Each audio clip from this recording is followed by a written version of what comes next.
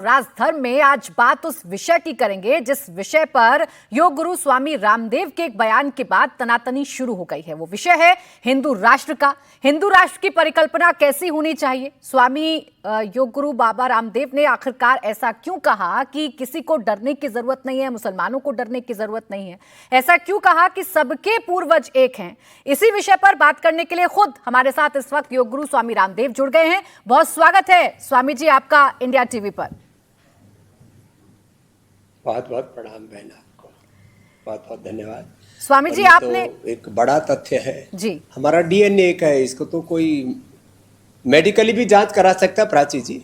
हमारा डीएनए एक है, हमारे पूर्वज एक हैं, हमारी संस्कृति एक है, हमारा ये देश एक है। ये जो जाति वर्ग समुदाय और पंथों के नाम पर, मजहबों के नाम पर ये जो डिवाइडेशन हुआ है, ये तो पिछले 200, 500, अधिकतम 1000 वर्षों में, इसमें तो कोई आश्चर्य की बात ही नहीं है। यह तो एक सनातन शाश्वत सत्य है, ऐतिहासिक सत्य है, सांस्कृतिक सत्य है, और यह एक शारीरिक और भौतिक विज्ञान की दृष्टि से कहें तो एक वैज्ञानिक सार्वभौमिक सत्य भी है। तो इसमें किसी भी प्रकार का दरअसल डर, खौफ, भय उन लोगों को लगता है जो पोलराइजेशन करके कुछ लोगों को एक दूसरे के साथ आमने सामने खड़ा कर देते हैं, और वो कहते हैं हिंदू खतरे में, दूसरे कहते हैं इस्लाम खतरे में है, और फिर एक दूसरे को लड़ाते हैं। तो क्यों ना, मैंने कहा कि सब अपने पुरखों के ज्ञान का, उनकी मर्यादाओं का, उनकी संस्कृति का, उनके संस्कारों का सब सम्मान करें और एक दूसरे के भीतर एकात्म दृष्टि रखें। The philosophy of oneness, coexistence and harmony, यही तो हमारी संस्कृति के मूल तत्व है। एकत्व अनुपस्यत सनाव तु सह नौ भुनक्तु परस्पर भावयन्त श्रेय परमवाप्स्यत मित्रस्य चक्षुषा सर्वाणि भूतानि समीक्षन्ताम। तो ये वसुधैव कुटुंबकम का जो दर्शन है, ये भारत से शुरू होकर के और पूरे विश्व में जाता है। एक ब्रह्म ही फिर सर्वत्र है। तो इसमें किन लोगों को पेट में दर्द हो रहा है मेरी बहन प्राची जी? अब देखिए, जिसके पेट में दर्द हो रहा है उन सवालों के जवाब तो आप मुझे देंगे ही। स्वामी जी पहले आप ये बता दीजिए कि जब हम हिंदू राष्ट्र की बात करते हैं, जब आप हिंदू राष्ट्र की बात करते हैं तो उसकी परिकल्पना क्या है, उसकी डेफिनेशन क्या है?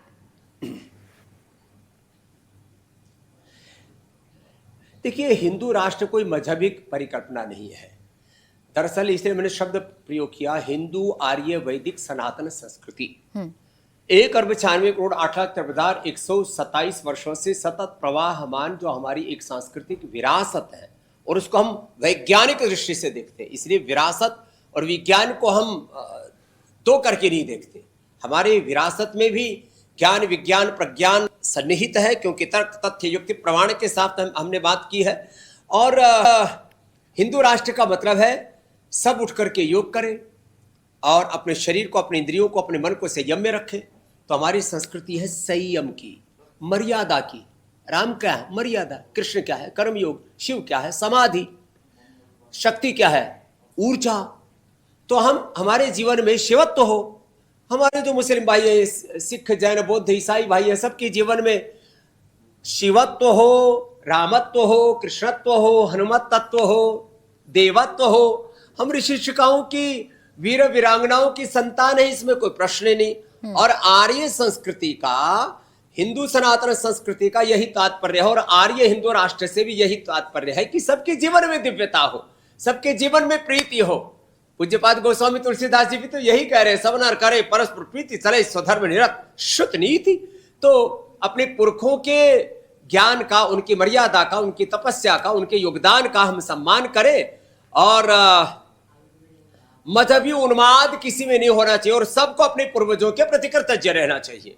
माना कि 200, 250, 500, 1000 सालों में सामाजिक आर्थिक राजनीतिक कारणों से हमारे मजहब बदल गए, लेकिन पूर्वज तो नहीं बदलेंगे ना। अपने पूर्वजों के प्रति कृतज्ञ भी रहना चाहिए। अपने पूर्वज जो है वो संयमी सदाचारी थे। हमारे पूर्वज जो है किसी ढोंग आडंबर पाखंड को, अंधविश्वास को नहीं मानते थे, प्रचंड पुरुषार्थी और पराक्रमी थे। तो हिंदू राष्ट्र एक तरह से एक वैचारिकी है। This is a philosophy. कैसी वैचारिकी है? इसके अंदर जीवन में आचरण की दिव्यता, माने हमारा आचरण जो है वो श्रेष्ठतम होना चाहिए। ये यही हिंदू राष्ट्र है, तो इसमें कौन सी डरने की बात आई? कोई मजहबी एजेंडा तो है ही नहीं इसमें।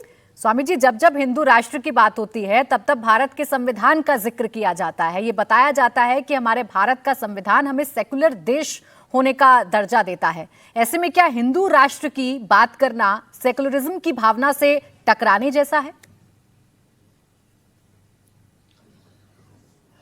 नहीं, इसमें कतई नहीं है प्राची जी। देखो, एक है हमारा डेमोक्रेटिक कॉन्स्टिट्यूशन, लोकतांत्रिक जो हमारा राजनीतिक संविधान है, वो हमें सिखाता है कि हमें एक साइंटिफिक टेम्परामेंट रखना है, अपने कर्तव्यों और अधिकारों के प्रति हमें सजग रहना है, और इस देश के सभी नागरिकों के समान अधिकार है। राष्ट्रपति हो, प्रधानमंत्री हो, किसी भी जाति वर्ग समुदाय के लोग हो। इतनी बात अवश्य है कि कालांतर में और प्रारंभ से भी थोड़ा जो वीकर सेक्शन था उसके लिए कुछ आरक्षण आदि के भी प्रावधान है। तो संविधान भी हमें समानता, स्वाधीनता, वैज्ञानिक दृष्टिकोण और राष्ट्र के प्रति अपना उत्तरदायित्व, राष्ट्र की एकता, अखंडता, संप्रभुता का बोध कराता है। और जो हमारा सांस्कृतिक संविधान है वो भी हमें यही सिखाता है कि हमें जो ह्यूमन वैल्यूज है, मॉरल वैल्यूज है, स्पिरिचुअल वैल्यूज है, डेमोक्रेटिक कॉन्स्टिट्यूशनल वैल्यूज है, उनका पालन करना है। तो ये एक दूसरे के पूरक है। राजनीतिक जो संविधान है वो हमारे सार्वजनिक जीवन में हमें कैसे एक दूसरे के साथ परस्परता में जीना वो सिखाता है। और जो हमारा आध्यात्मिक संविधान है, वेद का विधान कहो या हमारे सनातन मूल्य है, वो हमारा आंतरिक जीवन अच्छा होना चाहिए, हमारे रिश्ते नाते अच्छे होने चाहिए, हमारे वैयक्तिक जीवन में पूर्ण शुचिता होनी चाहिए, पारदर्शिता होनी चाहिए। हमारे यहाँ तो यद अंतरम तद बाह्यम, यद बाह्यम तद अंतरम, किसी भी प्रकार से ड्वेल करेक्टर को हमारे यहाँ स्वीकार्यता नहीं है, दोहरा चरित्र नहीं। This is my social life and this is my religious life. तो हमारा आंतरिक जीवन पूर्ण शुचितापूर्ण हो, यह हमारा आध्यात्मिक संविधान हमें सिखाता है। और हमारा सार्वजनिक जीवन में स्वास्थ्य, सुख, समृद्धि, शांति हो और परस्पर प्रीति हो, यह हमारा संविधान हमें सिखाता। तो ये परस्पर विरोधी तत्व नहीं है। और सनातन से तो किसी को आपत्ति होनी ही नहीं चाहिए। जो अपने पूर्वजों का कृतज्ञ नहीं होता, उनके प्रति कृतज्ञता रखता है और अपने पूर्वजों को ही भूल जाता, उनके प्रति जो वफादार नहीं है, मैं तो समझता हूं कि ऐसा जो कृतज्ञ इंसान है वो कभी किसी देश का एक अच्छा नागरिक नहीं हो सकता है। स्वामी जी, जब जब भारत को हिंदू राष्ट्र बनाने की बात की जाती है, इसके साथ एक लाइन जोड़ दी जाती है कि ये धार्मिक आधार पर हम भारत को हिंदू राष्ट्र बनाने की बात कर रहे हैं, या भारत की सभ्यता और संस्कृति के आधार पर हम भारत को हिंदू राष्ट्र बनाने की बात कर रहे हैं? ये भारत की एक सांस्कृतिक शाश्वत यात्रा है। सनातन क्या है, जो सार्वभौमिक है, जो वैज्ञानिक है, जो सर्वहितकारी है और जो सबका है। तो दरअसल ये जो दिक्कत वाली बात है वो राजनीतिक तौर पर या धार्मिक तौर पर, मजहबी तौर पर कुछ लोगों ने अपनी सत्ता और अपने साम्राज्य खड़े कर रखे।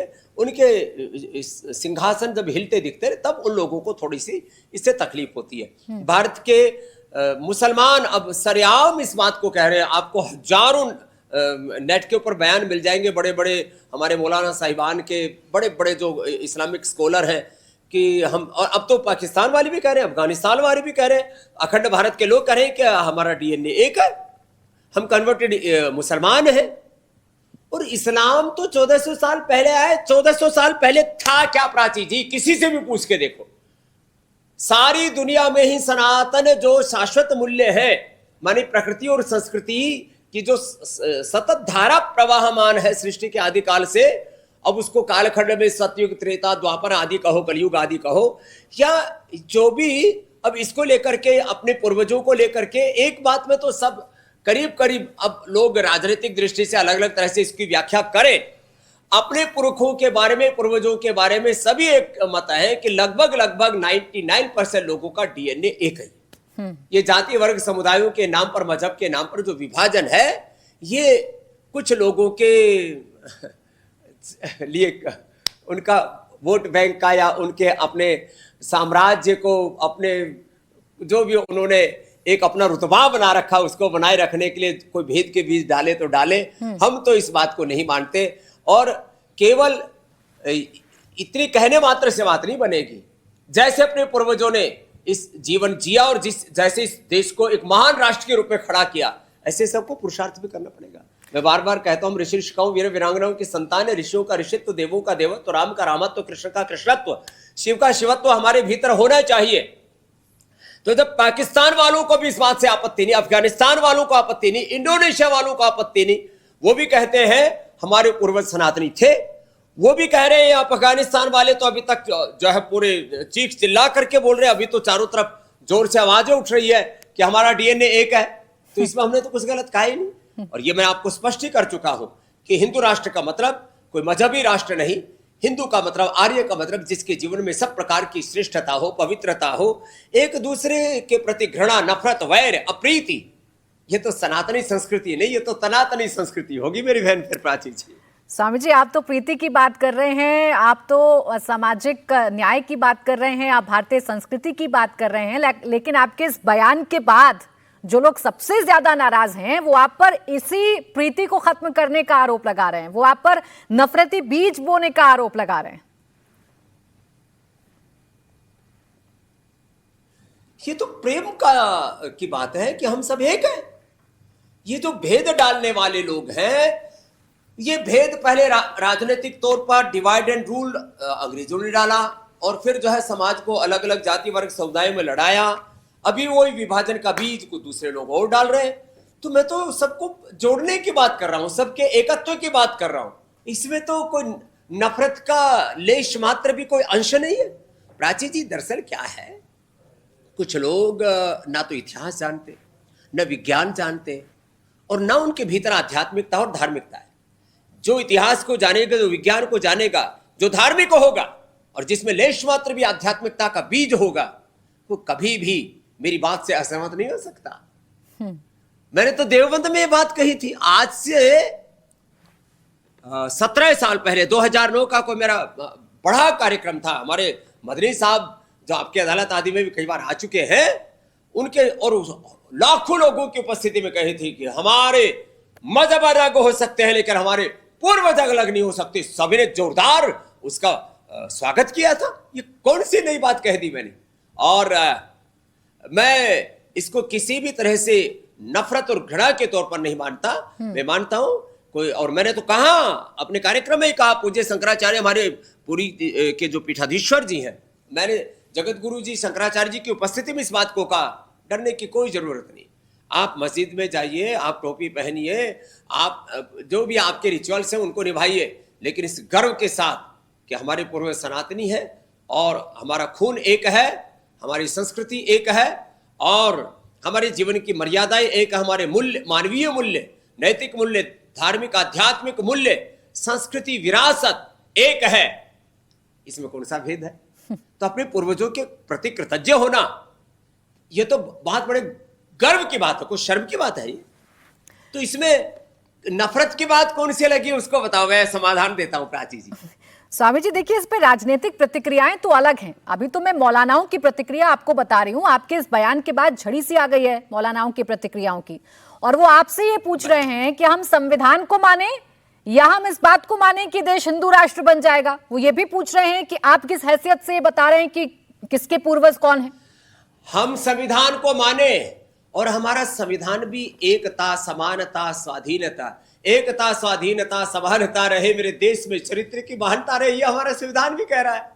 हमारे संविधान के कर्तव्य और अधिकार और संविधान का जो साइंटिफिक टेम्परामेंट है, उसी के प्रकाश में मैं इस बात को कह रहा हूं कि हमारे पूर्वज हिंदू आर्य वैदिक सनातनी थे, और हम सब उनकी संतान होने के नाते एक हिंदू राष्ट्र के अभिन्न अंग हैं। और हिंदू राष्ट्र में किसी भी प्रकार का ये जो आर्यत्व है, ये जो हमारी सनातनी संस्कृति है, ये किसी भी प्रकार के वैर, घृणा और नफरत को कोई स्थान नहीं देती है। तो ये जो संविधान सर्वोपरि है, तो मैं भी कह रहा हूं, और मैं कह रहा हूं संविधान के पीछे जो हमारा सांस्कृतिक संविधान है, वो भी हमारे जीवन का एक बहुत बड़ा विधान है। वो भगवान का विधान, उसको खुदा बोलो, अल्लाह बोलो, ऑलमाइटी गॉड, वाहिगुरु अकाल पुरख बोलो, उसका भी तो एक निजाम है। तो इसमें कोई परस्पर विरोधी तत्व नहीं है। और मैंने तो जीवन में कभी भी किसी भी प्रकार की नफरत की बात ही नहीं की है। और इस एकता की बात में भी जो नफरत ढूंढ रहे हैं, वो शायद खुद ही नफरती होंगे। अब स्वामी जी कुछ बयान तो ऐसे भी हैं, आपने पहचान की बात की, आपने मुसलमानों को समझाने की बात कही, आपने कहा कि मुसलमानों को डरने की जरूरत नहीं है हिंदू राष्ट्र से, लेकिन कुछ लोग तो ये भी हैं जो कह रहे हैं कि भाई मुसलमान तो किसी के बाप से नहीं डरता। आप कौन हैं जो ये बता रहे हैं कि मुसलमानों को डरना है कि नहीं डरना है, मुसलमानों को क्या करना है और क्या नहीं करना है?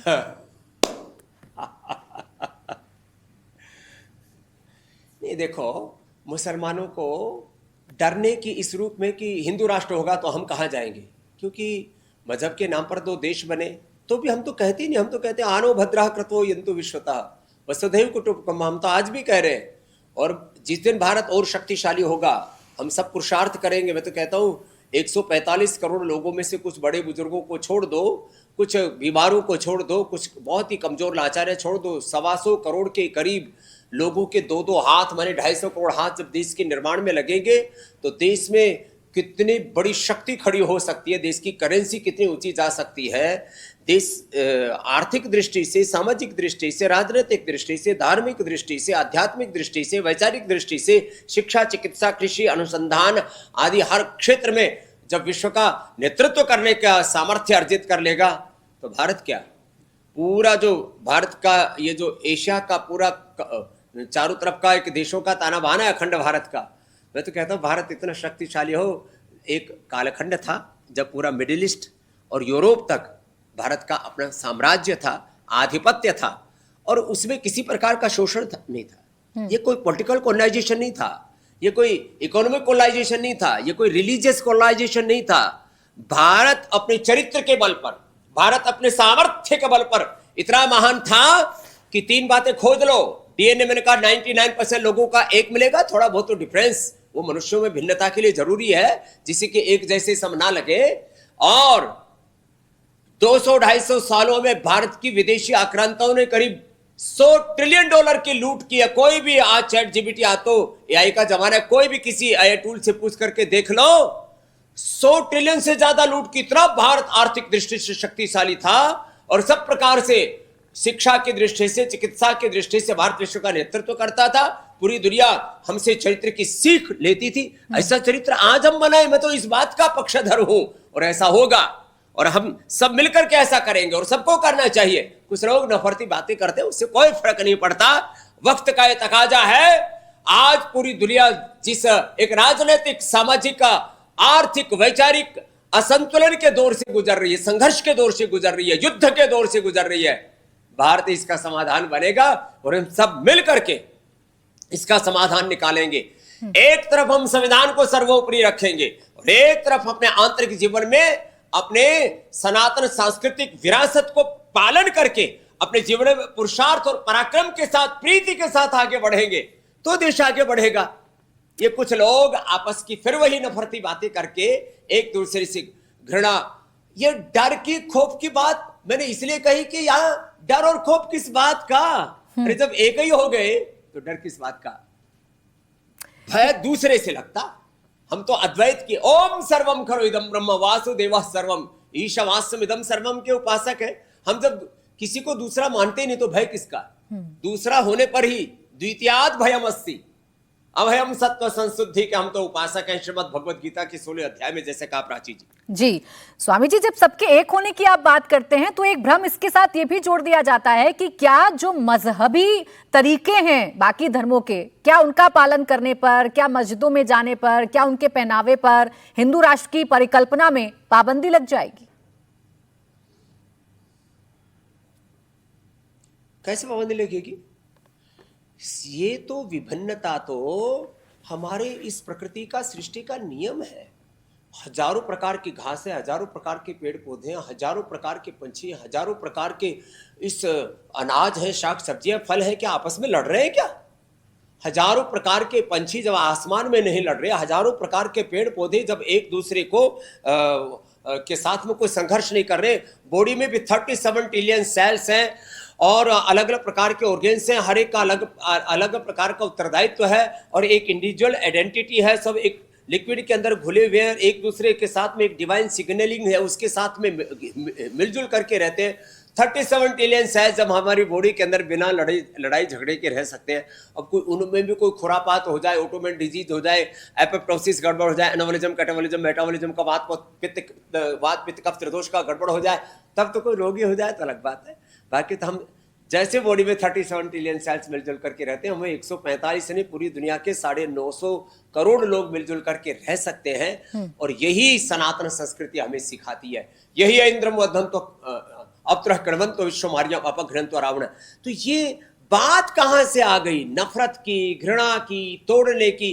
अरे भैया 1400 साल पहले इस्लाम नहीं था, 2500 साल पहले इस दुनिया में ईसाइयत नहीं थी, और भी थोड़ा पीछे जाओ तो 3000 साल में सारी विश्व की संस्कृतियां सिमट जाती है। सा प्रथमा संस्कृति विश्ववारा, विश्व की प्रथम संस्कृति भारतीय संस्कृति है। तो इस पर तो भारत के हिंदू, भारत के मुसलमान, भारत के ईसाई, सिख, जैन, बौद्ध सबको समान रूप से गौरव होना चाहिए कि हम विश्व के प्रथम संस्कृति के उद्घोषक और उपासक हैं। हमारे पूर्वज इतने महान थे, अपने पूर्वजों पर गर्व करो। और अब कोई मस्जिद में जाता है, गिरजाघर में जाता है, मंदिर में जाता है, हमारे यहाँ पर भी सैकड़ों प्रकार के मतपंथ हैं, अलग अलग प्रकार की पूजा पाठ की परंपराएं हैं। तो उपासना पद्धतियों में कोई भेद नहीं, उसकी भेदता में, उसमें भी अनेकता में एकता का हम दर्शन करते हैं। और यहाँ पर किस प्रकार का, मुझे तो लगता है इसमें तो सारी समस्याओं का समाधान है।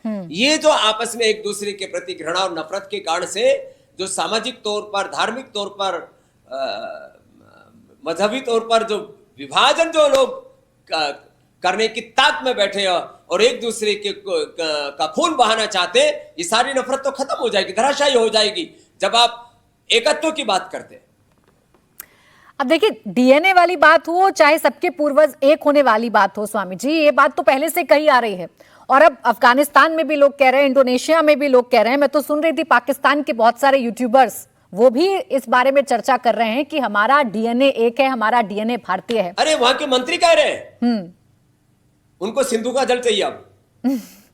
तो स्वामी जी ऐसे में अपने देश में बैठे वो कौन लोग हैं जिनको इन बातों से आपत्ति हो जाती है, जो आप समझाने की कोशिश कर रहे हैं? इसमें क्या है, देखो, अब जैसे जो मैंने बात कही कि भारत के करीब 99% जो मुसलमान वो कन्वर्टेड हैं, ये तो खुद मुसलमान ही कह रहे हैं। और सब हमारे पूर्वज एक हैं, सब मुसलमान मान भी रहे हैं। लेकिन अब देखो, मुसलमानों में भी दो मूल धाराएं हैं, एक शिया एक सुन्नी। अब इसमें भी लोगों ने ना अब आपस में लड़ मरते हैं, वो भी मैं तो कहता हूँ अच्छी बात नहीं। और मैंने तो ईरान युद्ध के दौरान भी इस बात को कहा कि शिया सुन्नियों के नाम पर लड़ते रहोगे तो अमेरिका फायदा उठाएगा और पूरे मिडिल ईस्ट का की अपूर्णीय क्षति होगी। ऐसे ही कैथोलिक प्रोटेस्टेंट्स आपस में लड़ रहे हैं, बौद्ध महायान हीनयान की शाखाएं आपस में लड़ रही हैं, जैनिज्म में भी आपस में कई प्रकार के फिरके बने हुए हैं। मैं तो श्वेतांबर, दिगंबर, तेरापंथी, मूर्ति पूजक, स्थानकवासी सबको एक ही दृष्टि से देखता हूं। मैं तो भगवान बुद्ध के तप, समता और करुणा, भगवान महावीर के तप, त्याग और उनकी परम धर्म शुद्ध विदित अहिंसा, पर निंदा पर पीड़ासम अघन गरीसा अहिंसा, और गुरु नानक देव की समता और सब जीवों के प्रति उदारता। मैं तो भगवान राम की मर्यादा, भगवान कृष्ण के योग और कर्मयोग और उनके परम ऐश्वर्य का, भगवान शिव के शिवत्व का, पवित्रता का, दिव्यता का, हनुमान के सेवा का उपासक हूं। हमने तो सब पुरखों से सीखा। ऐसे ही बहुत सारे सद्गुण इस्लाम में भी, जो कुरानों में, हदीस, कुरान के आयतों में, हदीसों में जो सदुपदेश दिए गए उनसे सीखे। प्रॉफिट मोहम्मद साहब से भी कुछ अच्छी बातें सीखे, ईसा मसीह से भी कुछ अच्छी बातें सीखे। चाहे वो मूल बाइबल है या 400-500 साल के बाद में उसमें जो कुछ नए रूपांतरण हुए हैं, तो संशोधन तो संविधान में भी हुए हैं, बहुत सारे धार्मिक ग्रंथों में भी संशोधन वक्त वक्त पर होते रहे। तो अच्छी बातें सब जगह से सीखे। यही तो हमारी सनातन आयुर्वेदिक संस्कृति हमें सिखाती है। आरो भद्रा कृतो यंतु विश्वताः। और हमने तो समय समय पर जाति, पंथ, वर्ग, समुदाय आदि के नाम पर किसी ने आपस में भेदभाव के बीज डालने की कोशिश की, तो महर्षि दयानंद ने, स्वामी विवेकानंद ने, भगवान वसन्ना ने, संत ज्ञानेश्वर जी महाराज ने, यहाँ तक कि आदि शंकराचार्य जी, रामानंदाचार्य, रामानुजाचार्य, मध्वाचार्य जी, सब हमारे संत कबीर दास ने, संत रईदास ने, तुलसीदास ने, सब महापुरुषों ने वक्त पर समाज में जो कुरीति आ गई, एक दूसरे के प्रति कहीं नफरत घृणा पैदा हुई, तो एक नूर ते सब जग उपजा, कौन भले को मंदे। हमने तो यही उपदेश सुने हैं और समाज को एकता के सूत्र में सदा से बांधा है। तो आज भी कुछ लोग हैं मजहबी तौर पर, राजनीतिक तौर पर समाज में जो ध्रुवीकरण, पोलराइजेशन करके और अपनी सत्ता, अपना साम्राज्य, अपना वैभव, तेरा वैभव अमर रहे, हम दिल चार रहे ना रहे, ऐसा नहीं कहते हम, मेरा वैभव अमर रहे, अपना आधिपत्य, अपना साम्राज्य, अपनी जो है पूरी जो उनका पूरा जो सामंतवाद है ना, अब वो बड़ा खतरनाक है। तो ये जो नया आधिपत्यवाद का एक वर्चस्ववाद का एक नया विवाद जो चल रहा है ना, ये वर्चस्ववाद के का जिनके दिमाग में वायरस घुसा हुआ है, उनको इस बात से तकलीफ हो सकती है प्राची जी, और किसी को तकलीफ नहीं होगी। अब स्वामी जी देखिए, मजहबी लोग क्या कह रहे हैं इस पर तो मैंने आपसे चर्चा कर ली, लेकिन राजनीतिक लोग भी आपके इस बयान से खफा हो गए हैं और आपके इस बयान को प्रदेशों में होने वाले चुनाव से जोड़कर देख रहे हैं, यूपी के चुनाव से जोड़कर देख रहे हैं।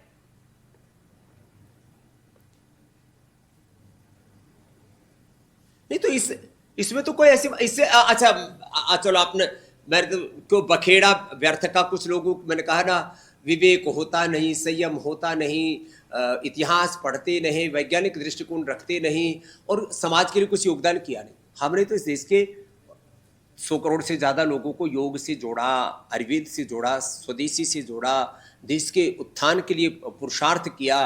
मैं एक बात पूछता हूं, इसमें दिक्कत किसको है? किसी भी राजनीतिक दल को। ये मेरी बात से, मेरे इस विचार से, या ये मेरा विचार नहीं है, तो हमारे सब बड़ों का साझा विचार है और ये एक वैज्ञानिक दृष्टिकोण है। मेरा विचार तो तब हो जब मैं कहूं कि भाई चलो मुझे एमएलए, एमपी, सीएम, पीएम बना दो, मेरा भी कोई जो मुझे कोई शंकराचार्य बना दो। मुझे ना शंकराचार्य बनना, ना मुझे एमएलए, एमपी, सीएम, पीएम बनना, ना मुझे किसी मस्जिद से, किसी गिरजाघर से, किसी तीर्थ के का कोई पीठाधीश्वर बनना। मैं तो कहता हूं सब इंसान बनो और अच्छा हिंदुस्तान और अच्छा जहान बनाओ। तो इसमें दिक्कत क्या है? सब मिलजुल करके अपने देश को शक्तिशाली बनाने के लिए, एक समृद्ध भारत बनाने के, एक भारत श्रेष्ठ भारत कहो या विकसित भारत कहो, परम वैभवशाली भारत कहो, कोई भी शब्द प्रयोग तो करना ही पड़ेगा। एक भारत को सुपर पावर बनाने के लिए सब लोग अपना पुरुषार्थ करें ना। मैं 18 घंटा रोज पुरुषार्थ करता हूं, 3 बजे उठ जाता हूं, 10 बजे तक भारत माता की सेवा के लिए पुरुषार्थ करता हूं।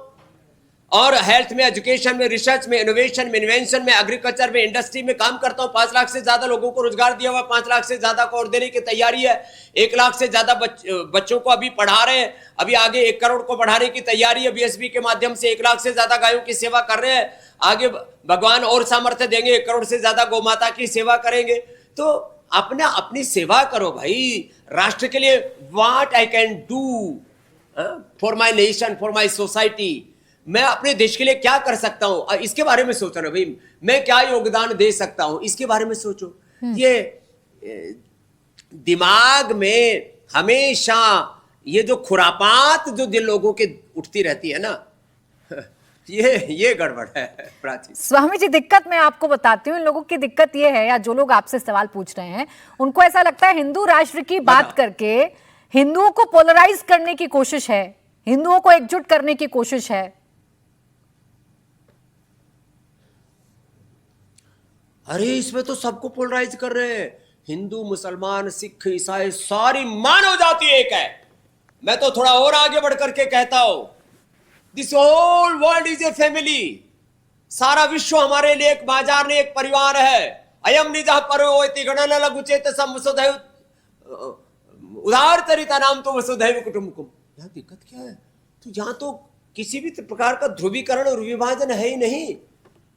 Everywhere 5 elements are equal, 5 senses, mind, body, soul is everywhere equal, and super soul Almighty God, Waheguru अकाल पुरख परमात्मा, उसको अल्लाह, खुदा जो भी बोलो, सब एकत्व की बात में।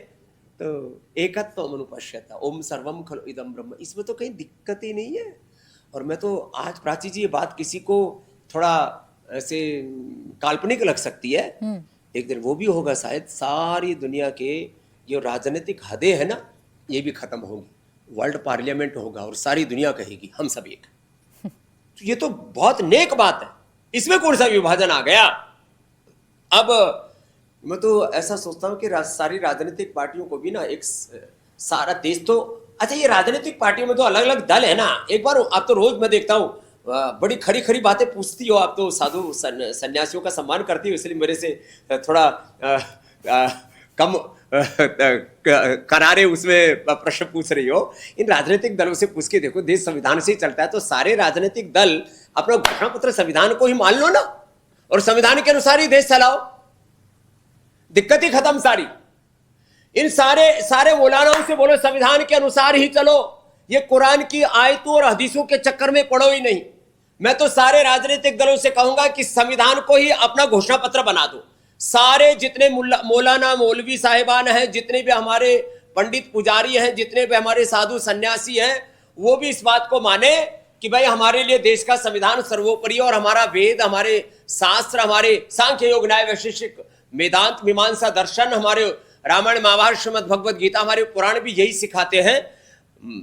माता भूमि पुत्र हम पृथ्व्या जननी जन्म भूमि से स्वर्गादपि गरीयसी, ये अथर्ववेद भी कहता है, ये रामायण भी कहती है। तो हमारे लिए तो राष्ट्र सर्वोपरि है। बस हो गई बात पूरी।